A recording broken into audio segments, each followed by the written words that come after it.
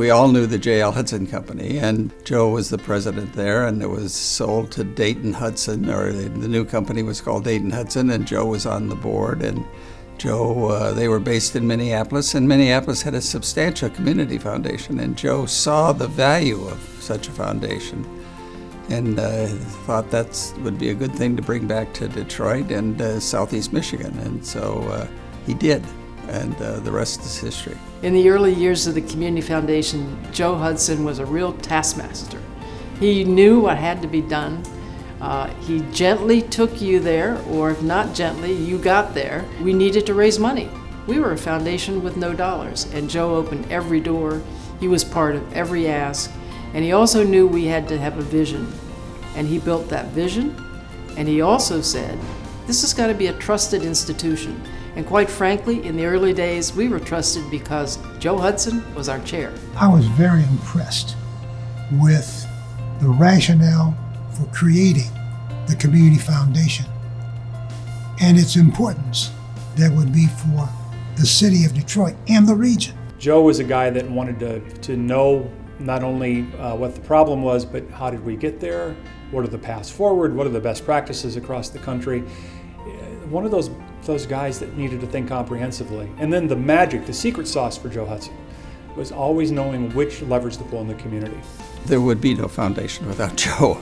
So his 19 years were all the hard years, the introducing the idea to the community, marshaling the support, raising money. We have given over $1 billion in grants, and the foundation has over $900 million in assets at this point. So you can see that he made a major impact in this community.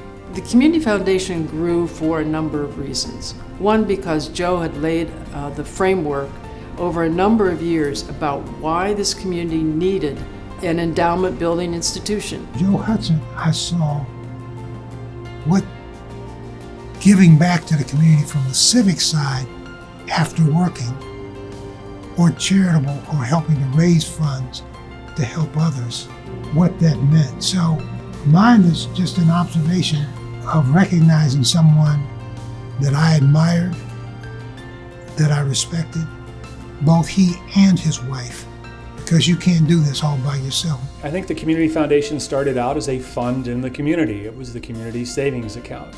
Let's build endowments, let's do a few projects. What's evolved is far more complex than that. It's an organization that at the Ralph C. Wilson Jr. Foundation we lean on as part of our team. We've placed some staff with the Community Foundation that are representing our interest, our grant making.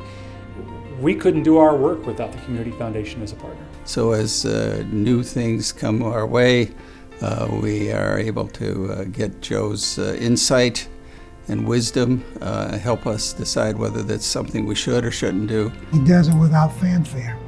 He does it because he believes in our city and in our state and in our community. And he's got the gravitas and he's got the rapport to bring people in. And he brings into life diversity and inclusion and inclusiveness that brings our region together and our state to work on behalf of the city of Detroit. We were in the retail business. We're still in the retail business. He understood the retail business. We had customers. We had donors.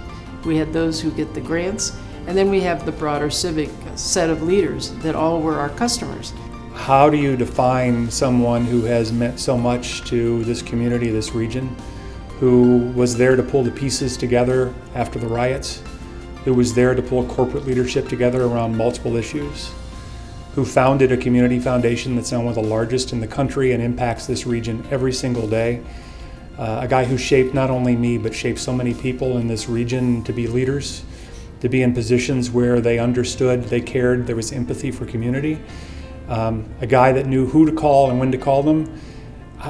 I'm not sure that I can summarize appropriately Joe's legacy. It's far too powerful for me to summarize in words. If you wanted a perfect civic leader, you would name him Joe Hudson. He knows how to build institutions, and he knows the importance of building civic institutions. You see that in his decades of work in helping the Detroit Institute of Arts, helping the DIA be one of the best in the country. And I think he has helped build the institution of the Community Foundation, and I hope that is part of his legacy. I see a vibrant community as his legacy. Joe, God bless you.